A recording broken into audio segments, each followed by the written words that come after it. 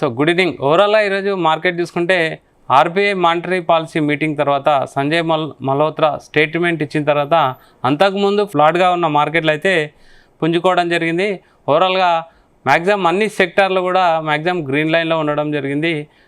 RBI monetary policy main చూసుకుంటే 50 basis పాయింట్లు అయితే కట్ చేయడం జరిగింది. సో దీంతో అయితే బ్యాంకింగ్ సెక్టర్ సంబంధించిన మ్యాక్సిమం అన్నీ కూడా కొంచెం మంచి మూమెంటం ఇచ్చిందని చెప్పాలి. ఓవరాల్గా మార్కెట్లు కూడా మొత్తం పాజిటివ్గానే క్లోజ్ అవ్వడం జరిగింది. సెన్సెక్స్ వచ్చేసి 746 పాయింట్లు పెరిగి 82,188 దగ్గర క్లోజ్ అవ్వడం జరిగింది. నిఫ్టీ వచ్చేసి 252 పాయింట్లు పెరిగి 25,000 మార్క్ని అయితే రీచ్ అవ్వడం జరిగింది. బ్యాంక్ నిఫ్టీ చూసుకుంటే ఏకంగా 800 పాయింట్లు పెరగడం జరిగింది. And Nifty mid and small క్యాప్లు చూసుకున్న ఇంచుమించు 2% అయితే పెరగడం జరిగింది. ఓవరాల్గా ఈరోజు సెన్సెక్స్ అంటే ఈరోజు వీక్ ట్రేడింగ్ అయిపోయింది. నెక్స్ట్ వీక్ స్టార్ట్ అవుతుంది మండే. ఈరోజు చూసుకుంటే సెన్సెక్స్ వీక్లీ గెయిన్ చూసుకుంటే 1% ఉంది. అండ్ నిఫ్టీ చూసుకున్న 1% ఉంది. అండ్ మిడ్ అండ్ స్మాల్ క్యాప్లు చూసుకున్న ఇంచుమించు 2.5% అయితే పెరగడం జరిగింది. కొచ్చిన్ షిప్ యార్డ్ చూసుకుంటే ఏకంగా 20% ఈ వీక్లో గ్రోత్ చూడవచ్చు మనము. నిఫ్టీ రియాలిటీ గెయిన్స్ చూసుకున్న 9% అయితే పెరగడం జరిగింది. అండ్ నిఫ్టీ మెటల్లో చూసుకుంటే 2% గెయిన్ కనిపించింది ఈ వీక్లో. అండ్ సెన్సెక్స్ అండ్ నిఫ్టీ రెండు కూడా 2 వీక్స్ లాస్ట్లో ఉన్న దాన్ని అయితే స్నాప్ చేసేసింది. అండ్ కట్అవుట్ చేసి ఈ వీక్ అయితే కంప్లీట్ పాజిటివ్లోనే పెరగడం జరిగింది. సెన్సెక్స్ అండ్ నిఫ్టీ అయితే 1% ఈ వీక్లో పెరగడం జరిగింది. ఓవరాల్గా మార్కెట్ అయితే మంచి మూమెంట్లో ఉంది. ఆర్బీఐ మానిటరీ పాలసీ మీటింగ్ తర్వాత చైర్మన్ సంజయ్ మల్హోత్రా అనౌన్స్మెంట్ తర్వాత మార్కెట్ అయితే మంచి ఊపు వచ్చింది అనుకోవాలి. అయితే ఈ మూమెంట్ ఎక్కువ రోజులు ఉంటుందా, ఓన్లీ ఈరోజు మాత్రమే పరిమితమా, నెక్స్ట్ మార్కెట్ ఎలా ఉండబోతుంది? మనతో మాట్లాడడానికి జీవి సత్యనారాయణ గారు ఉన్నారు, stock market analyst. Sir good evening. Good evening sir. ఈరోజు చూసుకుంటే మార్కెట్ అయితే మంచి మూమెంట్లో కనిపించింది. అనౌన్స్మెంట్ తర్వాత ఆర్బీఐ మానిటరీ పాలసీ అనౌన్స్మెంట్ తర్వాత ఎలా ఉండబోతుంది మార్కెట్? అంటే పర్మనెంట్ ఇది టెంపరీ గ్రోతా లేకపోతే కంటిన్యూ అలా ఉంటుందా? నెక్స్ట్ మార్కెట్ ఎలా ఉంటుంది? ఓకే, ఈరోజు పాజిటివ్ అవ్వడానికి కారణాలు చూద్దాం. ఒకటి, ఆర్బీఐ క్రెడిట్ పాలసీ మార్కెట్ అనుకోవటం 25 బేసిస్ పాయింట్లు అనుకుంటే 50 బేసిస్ పాయింట్లు తగ్గించడం వల్ల మార్కెట్ పాజిటివ్లోకి వెళ్ళడం జరిగింది ఒకటి. రెండోది, క్రూడ్ ఆయిల్ తగ్గడం కూడా మన మార్కెట్కి ఊతం ఇవ్వడం జరిగింది. ఎందుకోసం అంటే ఎప్పుడైనా కానీ వరల్డ్లో క్రూడ్ ఆయిల్ మనం అంటే పెరిగితే ఏమవుతుందంటే మన ఫారెన్ రిజర్వ్లు తగ్గిపోవటం, మన క్రూడ్ ఆయిల్ దిగుమతులకి ఖర్చు అవుతుంది అనమాట. క్రూడ్ ఆయిల్ ధర తగ్గడం కూడా మన ఎకానమీకి తోడ్పడుతుంది కాబట్టి క్రూడ్ ఆయిల్ ధర తగ్గడం ఒకటి. ఈరోజు ఎప్పుడైతే ఈ ఆర్బీఐ క్రెడిట్ పాలసీ మామూలుగా పావలా బదులు 50 తగ్గించడం, అంతకుముందు 2 సార్లు 25, ఇప్పుడు 50, మొత్తం 1% తగ్గింది. కాబట్టి ఈ షేర్ మార్కెట్కి అంటే మన బ్యాంకులకు అనుకోండి, కన్స్ట్రక్షన్ కంపెనీలకు అనుకోండి బెనిఫిట్ అవుతుంది. దాంతో మార్కెట్లు బాగా పెరగడం జరిగింది. బిఎస్సి సెన్సెక్స్లో 30లో 28 కంపెనీలు పెరగడం జరిగింది. ఓన్లీ 2 కంపెనీలే సన్ ఫార్మా, భారతీయ ఎయిర్టెల్ మైనస్లోకి వెళ్ళడం జరిగింది. మిగిలినన్ని పాజిటివే. అయితే ఇప్పుడు ఏవైతే సెక్టార్స్ ఉన్నాయో ఈ సెక్టార్స్లో హెల్త్ కేర్ సెక్టార్ బాగా ఇవాళ పర్ఫార్మెన్స్ చేయడం జరిగింది. ఫైనాన్షియల్ సెక్టార్ బాగా పెరగడం జరిగింది. ఎందుకోసం అంటే ఎప్పుడైతే వడ్డీ రేట్లు తగ్గుతాయో బిజినెస్ బాగా పెరుగుతాయి, బ్యాంకులు కానీ ఫైనాన్షియల్ సెక్టార్కి, కన్స్ట్రక్షన్ సెక్టార్కి. ఎందుకంటే బడ్డన్ తగ్గుద్ది, ఈఎంఐలు తగ్గిపోతాయి. మనం ఎవరైతే లోన్ తీసుకుంటారో వాళ్ళందరికీ బెనిఫిట్ అవుతుంది. అందుకని మన మార్కెట్లో ఈ రోజు పుంజుకోవడం జరిగింది. ఆటో సెక్టార్ బాగా పెరగడం జరిగింది, ఫార్మా సెక్టార్ బాగా పెరగడం జరిగింది. ఓన్లీ మీడియా ఎంటర్టైన్మెంట్ ఒకటి, కన్జ్యూమర్ గుడ్స్ ఒకటి, ఆ 2 సెక్టార్లు కొంచెం వీక్ తప్ప మిగిలినన్ని కూడా ఉన్న సెక్టార్లు అన్ని కూడా పాజిటివ్లోనే క్లోజ్ అవటం. ఇంకొకటి మనకేంటిదంటే వరల్డ్ మార్కెట్లు అన్ని కూడా ఏం లేవు. నిన్న ఎలన్ మాస్క్ ట్రంప్ది ఏదైతే విభేదాలు వచ్చినాయో అమెరికా మార్కెట్లు ఎలన్ మాస్క్ షేర్ పడిపోవటం బాగా టెస్లా తర్వాత వరల్డ్ మార్కెట్లు కూడా ఏం లేవు. ఏషియన్ మార్కెట్లు, యూరోపియన్ మార్కెట్లు ఏం లేవు. కానీ మన మార్కెట్లు ఇవాళ బాగా పెరగడానికి మెయిన్ రీజన్ ఈ ఆర్బీఐ క్రెడిట్ పాలసీ ఒకటి. తర్వాత దీంతో పాటుగా ఏంటిది అంటే మన ఏవైతే ఎకానమీ ఉందో స్ట్రాంగ్ ఉంది. మిగతా ప్రపంచ దేశాలతో పోలిస్తే మన జీడిపి కానీ ఎకానమీ కానీ బాగుందని అనౌన్స్ చేయటం, బాగుందని తెలపటం. ఈ గొడవలు కానీ ఇవన్నీ మన దేశంలో లేవు. ఇప్పుడు ఈ ట్రంప్ విభేదాలు ఏదైతే ఎలన్ మస్క్ ఉందో ఈ రేపు జూలైలో ఉంది మనకి ఏది ఆ టారిఫ్లు సుంకాలు అవి పెద్ద ఎఫెక్ట్ ఉండదు అనేది ఒకటి. రెండోది ఇప్పుడు ఎలన్ మస్క్ ఏమన్నాడు, ట్రంప్ దిగిపోవాలని అనటం జరిగింది. తర్వాత ఆయన నేనేమి ఉండదు ఆయన అలానే ఉండాలని మళ్ళీ వాళ్ళు ఏదో అనటం, ఇవన్నీ కూడా మనకి పాజిటివ్ అనమాట మన షేర్ మార్కెట్ కి. రెండోది ఈ మధ్య కాలంలో కంటిన్యూగా ఎఫ్ఐలు కొనుక్కోవడం జరిగింది. నిన్న ఒక్కరోజే కొంచెం $200 ఏదో 200 కోట్లు అమ్మడం జరిగింది తప్ప మిగిలిన విధంగా ఏమీ లేదు.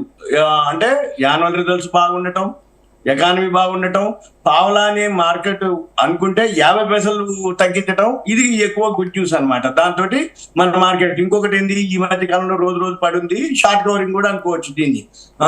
నిన్న ఎక్స్పైరీ ఒకటి ఉండే, ఈ రోజు మళ్ళీ ఫ్రెష్ ఎక్స్పైరీ నిఫ్టీ వీక్లీ ఉంటుంది, వీక్లీ ఎండ్ కాబట్టి షార్ట్ కవరింగ్ అనేది కూడా ఒకటి ఉంటుంది. మళ్ళీ ఎక్కడో ఒక దగ్గర నెక్స్ట్ వీక్ ప్రాఫిట్ బుకింగ్ కూడా జరుగుద్ది.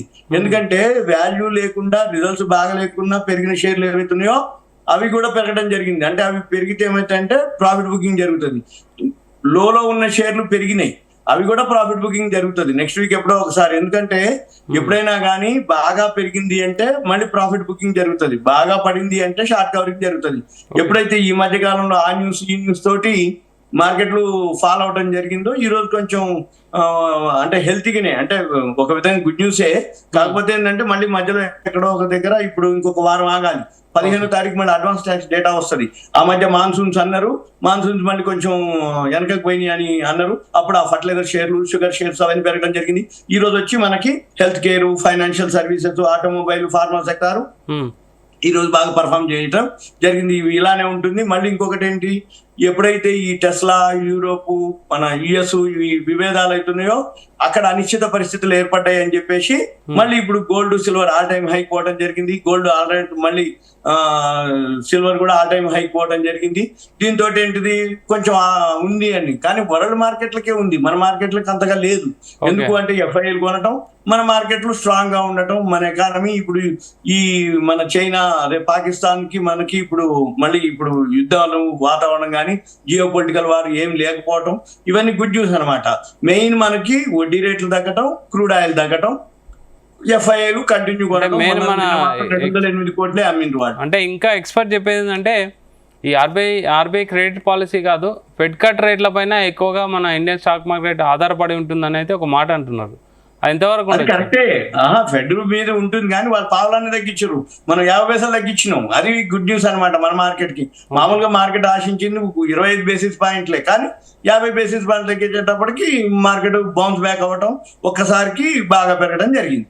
సార్ ఓవరాల్గా ఇప్పుడు అంటే ఈ మనకు లోన్స్కి సంబంధించిన అయితే ఇంట్రెస్ట్ రేట్ తగ్గుతున్నాయి, కాకపోతే ఎఫ్డి ఇంట్రెస్ట్ రేట్లు అనేది కూడా తగ్గిస్తారని అయితే ఒకటి ఆర్బీఐ కూడా ప్రకటించినట్లు తెలుస్తుంది సార్. సింపుల్, అది ఎప్పుడైనా కానీ వడ్డీ రేట్లు తగ్గిస్తే డిపాజిట్ల మీద కూడా వడ్డీ రేట్లు తగ్గుతాయి కదా. డిపాజిట్ల మీద వడ్డీ రేట్లు తగ్గినప్పుడు ఆటోమేటిక్ గా వాళ్ళకి ఎఫెక్ట్ ఉంటుంది. అంటే ఇప్పుడు లాస్ట్ 3 times నుంచి 25, 50 పెంచేసరికి అంటే ఎఫ్డి చేసుకున్న వాళ్ళు ఇప్పుడు ఎట్లా అంటే ఏం ఆలోచించాలి? ఎఫ్డి చేసుకున్న వాళ్ళు ఉంచుకోవాలా, తీసేయాలా? అట్లేముండదు, మార్కెట్ తో పాటే. ఇప్పుడు ఓవరాల్ గా ఇప్పుడు 1% తగ్గింది, ఇప్పుడు 25, 50. అయితే ఇప్పుడు డిపాజిట్ చేసే వాళ్ళకి అన్నిటికీ అప్లికబుల్ ఉంటది. ఇప్పుడు మనం లోన్ తీసుకునేటప్పుడు తక్కువ వడ్డీకి వచ్చినప్పుడు డిపాజిట్ కూడా తక్కువ వడ్డీ వస్తుంది. కాబట్టి అదేమి దాని మీద అంతగా ఉండదు, కాకపోతే ఉంటుంది కొంచెం. మళ్ళీ వాళ్ళు ఆల్టర్నేటివ్ ఎప్పుడైనా కానీ ఎవరైనా సరే డిపాజిటర్లు ఆలోచిస్తూనే ఉంటారు. సీనియర్ సిటిజన్లకి జనరల్ గా కొంచెం ఎక్కువ వడ్డీ రేట్లు ఉండటం, ఇప్పుడు ఇటువంటి టైంలో ఎక్కువ శాతం డిపాజిట్ చేసేది ఎవరు అంటే సీనియర్ సిటిజన్లే ఎక్కువ శాతం చేస్తారు. మామూలు యూత్ కానీ ఎవరైతే బిజినెస్ చేసే వాళ్ళు డిపాజిట్లు చేయరు. యూత్ ఎందుకు చేయరు అంటే మన దగ్గర పైసలు ఉంటే బాగా బిజినెస్ చేసుకొని ఏదో ఒకటి దాన్ని గ్రోత్ చేయాలనుకుంటారు. బిజినెస్ చేసే వాళ్ళు వడ్డీ లెక్కలు వేసుకొని, ఎందుకంటే వడ్డీ వస్తే తీసుకునే ఆలోచనలో ఉంటారు కానీ డిపాజిట్ చేసే ఆలోచనలో ఉండరు. ఎంతసేపటికి ఎవరు అంటే గవర్నమెంట్ ఎంప్లాయీస్, సీనియర్ సిటిజన్లు, రిటైర్డ్ అయిన పీపుల్, ఫిక్స్డ్ ఇన్కమ్ కావాల్సిన వాళ్ళు, ప్రావిడెంట్ ఫండ్, ఫిక్స్డ్ మన బ్యాంకులలో ఫిక్స్డ్ డిపాజిట్లు, ప్రావిడెంట్ ఫండ్, పోస్ట్ ఆఫీస్ స్కీమ్లు, వీటిల్లోనే ఉంటారు. కాబట్టి కొంచెం ఉంటుంది ఎఫెక్ట్. కాకపోతే వాళ్ళు మళ్ళీ ఆల్టర్నేటివ్ గా వేరే ఏదన్నా అనేది కూడా ఆప్షన్స్ ఉంటాయి. ఎందుకంటే సీనియర్ సిటిజన్లకు రేట్ ఆఫ్ ఇంట్రెస్ట్ కొంచెం ఎక్కువ ఉంటుంది కాబట్టి మామూలు డిపాజిట్ల కంటే అది తగ్గితే తగ్గుద్ది కొంచెం. ఓకే సార్, ఇప్పుడు మండే రోజు ఎలా ఉండబోతుంది sir market? Monday walk okay. ఇప్పుడు మళ్ళీ వరల్డ్ మార్కెట్లు మనం పట్టించుకోవట్లే. ఇప్పుడు ఏషియన్ మార్కెట్లు, యూరోప్ మార్కెట్లు, ఇప్పుడు యూరోపియన్ మార్కెట్లు ఏం లేవు, మామూలుగానే ఉంది, అది పెద్ద ఫ్లాట్గానే ఉన్నాయి. ఈ రోజు రాత్రికి ఇప్పుడు మళ్ళీ ఎలన్ మాస్క్ ఆ ట్రంప్ విభేదాలను బట్టి ఇవాళ రాత్రికి మళ్ళీ అమెరికా మార్కెట్లో ఎలా ఉంటుంది అనేది పెద్దగా ఏమి ఉండకపోవచ్చు. మండేకి మళ్ళీ మంది పాజిటివ్ లోనే ఉంటాయి, ఎందుకంటే ఈ ఎఫెక్ట్ కొంచెం ఉంటుంది. తర్వాత ఎక్కడో ప్రాఫిట్ బుకింగ్ అయితే జరిగే అవకాశాలు అయితే ఉంటాయి. ఎందుకోసం అంటే బాగా పెరిగినాయి ఏవైతే ఉన్నాయో సెక్టార్లు మారుతాయి అన్నట్టు. ప్రాఫిట్ బుకింగ్ అంటే ఏంటిది, ఇప్పుడు ఏవైతే health care sector, financial sector, ఈ ఆటో సెక్టారు, కన్స్ట్రక్షన్ సెక్టార్ ఏవైతే బాగా పెరిగినాయో వాటిలో ప్రాఫిట్ బుకింగ్ జరుగుతుంది. ఏవైతే పెరగని సెక్టార్లు ఉన్నాయో అవి పెంచుతారు మళ్ళీ. ఓకే సార్, ఓవరాల్ ఫైనల్గా ఇన్వెస్టర్లకు ఏం చెప్తారు? ఏం లేదు, ఓవరాల్ పాజిటివ్ మార్కెట్. వాల్యూ ఉన్న షేర్స్ ఉండాలి. 15వ తారీఖు ఇంకొక వారం రోజులు అయితే అడ్వాన్స్ డేటా వస్తుంది. ఈ మంత్ అయితే పెద్దగా ఏముండదు, సైడ్ వేసే, అంటే ఒక రోజు పెరిగి ఒక రోజు తగ్గి న్యూట్రల్ గా ఉంటుంది, సైడ్ వేస్ అంటాం. తర్వాత జూలై 1 నుంచి మళ్ళీ బోర్డు మీటింగ్ రిజల్ట్స్ వస్తూ ఉంటాయి. ఇప్పుడు కాకపోతే జూలైలో మళ్ళీ ట్రంప్ ది టారిఫ్లు, సుంకాలు ఏదైతే ఉందో ఇష్యూ ఉంది జూలైలో. కాకపోతే ఈ ఎలన్ మాస్క్ ఈ గొడవలతోటి మళ్ళీ ఆ టారిఫ్లు, సుంకాలు పొడిగిస్తారా లేదు కంటిన్యూ, అంటే ఈ టారిఫ్ల సుంకాలు ఏం లేవు, పాత రోజులు మాదిరే ఉంటారా అనేది ఉంటది. కాకపోతే రోజు ఒక న్యూస్ వస్తుంది, మనం చూస్తున్నాం కదా. ఇవాళ ఎవరికైతే వీసాలు కావాలనగానే అంతకుముందు $185 ఉన్నదల్లా ఫీజు $1000 చేశారు. అంటే అంటే మన వాళ్ళు ఎవరైతే అర్జెంట్ గా పోవాలనుకుంటే దొరకదు వీసా. ఇప్పుడు $1000 కడితే వచ్చేస్తుంది అనే ఆశ ఒకటి ఉంటది, అంటే ఫీజు ఎక్కువ తీసుకుంటారు ఒకటి. ఇక రెండోది, మన వాళ్ళు ఎవరైతే ఎన్ఆర్ఐలు యుఎస్ లో మన పిల్లలు స్థిరపడి ఉన్నారో వాళ్ళు ఇండియాకి పైసలు పంపించాలంటే అది ముందు 5% ఏదో అన్నారు, ఇప్పుడు 3% చేశారు. 3% అంటే ₹1,00,000 కనుక వాళ్ళు మన పిల్లలు అక్కడి నుంచి ఇక్కడికి ఇండియాకి వాళ్ళ తల్లిదండ్రులు కానీ వాళ్ళ ఇంట్లో వాళ్ళకి ఫండ్స్ పంపిస్తే 3% అంటే ఒక 3,000 ట్యాక్స్ కట్టాలి. అంటే ఇటువంటివన్నీ కొంచెం రోజు ఒక న్యూస్ వింటున్నాం. అమెరికా అంటే అవాయిడ్ చేయడం అనుకోండి, లేకపోతే ఇవన్నీ కూడా రేపు రాబోయే రోజుల్లో మరి ఎక్కడ సెట్ చేస్తారు, ఏం చేస్తారు, ఇవన్నీ మీద ఇప్పుడు ఈ అంటే ఇప్పుడు విభేదాలు అక్కడక్కడే రావడం జరిగింది. ఈ ఎలన్ మస్క్ ఒకటి, ట్రంప్ ఒకటి, ఇప్పుడు చైనా వాళ్ళది ఒకటి, ఈ చర్చలు అని అంటారు, అది అయితే కావా, ఈ టారిఫ్లు మళ్ళీ పోస్ట్ పోన్ చేస్తారు. దాన్ని బట్టి మన మార్కెట్లు ఉంటాయి. కానీ ఇప్పుడు మన మార్కెట్లు పట్టించుకోవట్లేదు, ఏది వరల్డ్ మార్కెట్, ఓన్లీ ఎఫ్ఐఎల్ కొన్నా ఓకే. రెండోది ఇప్పుడు జియో పొలిటికల్ వారు కూడా మనకేమి ఇప్పుడు సమస్య పోయినట్టే. అందుకని మన మార్కెట్లు అంటే పెరిగితే అసలు జనరల్ గా యూరోప్ మార్కెట్లు, ఏషియన్ మార్కెట్లు, యుఎస్ మార్కెట్లు బట్టే మన మార్కెట్లు ఫాలో అవుతాయి.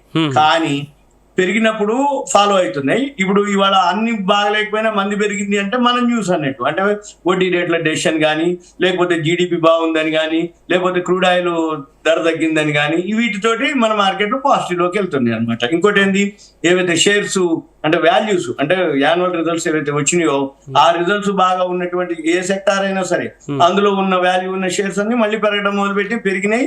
మీరన్నట్టు ఇప్పుడు క్వశ్చన్ షిప్ యార్డ్ అట్లాంటివి ఏవైతే ఉన్నాయో ఇక బయలుదేరితే 20% అప్పర్ సర్క్యూట్లే అవి.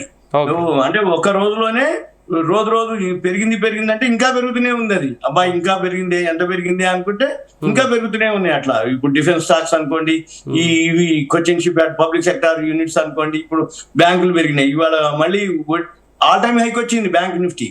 అంటే ఏంటిది, ఏదైతే క్రెడిట్ పాలసీ అనౌన్స్ చేయడం జరిగిందో బ్యాంక్ నిఫ్టీ, బ్యాంక్ షేర్లు అన్ని కూడా ఆల్ టైమ్, అంటే హెచ్డిఎఫ్సి బ్యాంక్ లాంటివి అవన్నీ ఆల్ టైమ్ హైక్ రావడం జరిగింది. మళ్ళీ ఇవన్నీ ఎక్కడో ఒక దగ్గర ప్రాఫిట్ బుకింగ్ జరుగుతుంది. నెక్స్ట్ వీక్ ఎక్స్పైరీ డేట్ వరకు ఉన్నాం, లేకపోతే ఈ మధ్యలోనూ జరుగుతాయి. ఎంతసేపు ఏం జరుగుతుంది అంటే కాల్ ఆప్షన్స్, పుట్ ఆప్షన్స్ ఉంటాయి. బాగా పెరిగినాక కాల్స్ కొనిపిస్తారు, బాగా పడ్డాక అంటే అవన్నీ ప్రాఫిట్ బుకింగ్ చేసి బాగా పడ్డాక మళ్ళీ పుట్లు కొనిపిస్తారు. చివరికి ఎక్స్పైరీ వచ్చేటప్పటికి అవన్నీ జీరోలు చేయటమో, ప్రీమియం కరగటమో అది జరిగిపోతుంది. Okay sir, okay, thank you very much.